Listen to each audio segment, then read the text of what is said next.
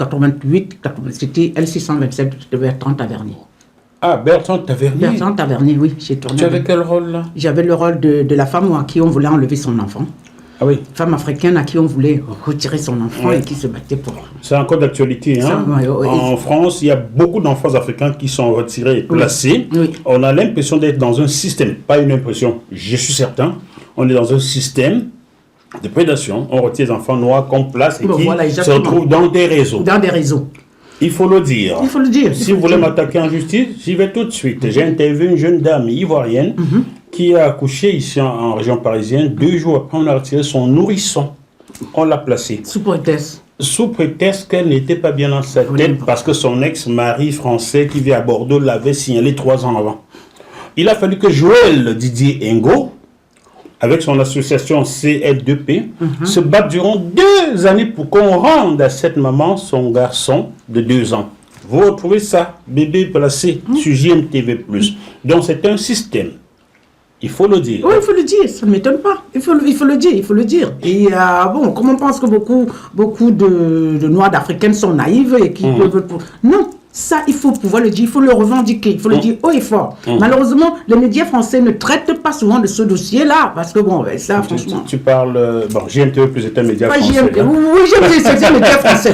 Parce que je ne voudrais pas dire la couleur blanche entre guillemets. Il faut le dire, appelons le chien par son nom. Justement. C'est pas demain que Pascal Pro parlerait de ça sur ses surtout pas. Ça regarde les noirs, Pascal Pro. Ben non, ça, franchement, pas lui. Je peux le dire, j'ai interviewé Pascal Pro avec Raphaël Koa il y a 15 ans au pied de son immeuble ici, quand Paul Le Guen était sélectionneur de l'équipe nationale du Cameroun. Donc c'est quelqu'un que j'ai furtivement côtoyé. C'est pas quelqu'un qui parlera de ce genre de choses. C'est pas sur TF1 qu'on en parlerait. Alors, tous les parents qui ont ce genre de soucis, venez sur JMTV Plus en parler. Je vous prendrai en émission. Quoi que cela m'en coûte. Car c'est ignoble. Oui, c'est ignoble. On peut ajouter que dans les rues de Paris, on trouve beaucoup d'enfants issus des pays de l'Est, la Roumanie, Bulgarie, machin, d'autres venant de Syrie, qui commandent des sous au lieu d'être scolarisés. Exactement. On ne les place pas. Non, on ne les place pas, c'est des blancs. Les enfants des Noirs sont retirés. Oui, automatiquement.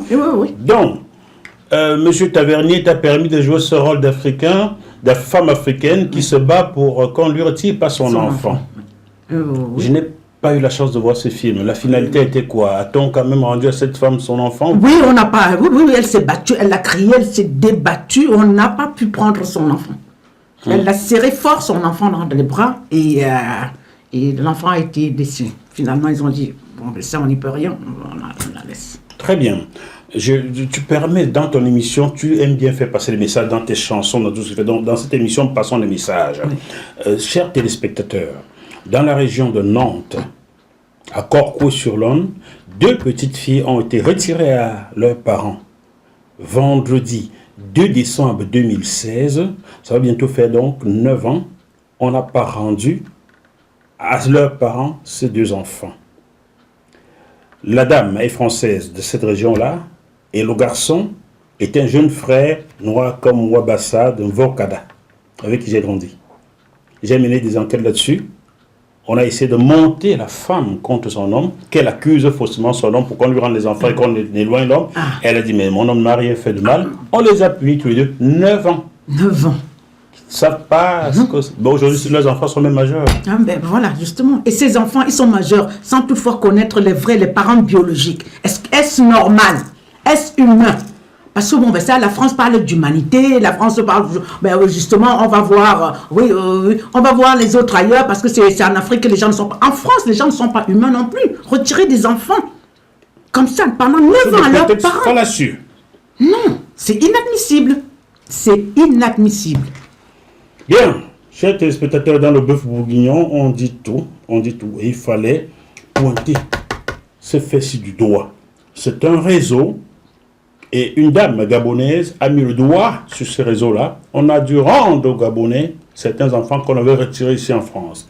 Les autres chancelleries des pays africains ne lèvent pas le petit doigt. L'ambassade du Cameroun ne fout rien. Rien. Madame Do peut témoigner de ça. Voilà. Ben oui, justement. Ben oui.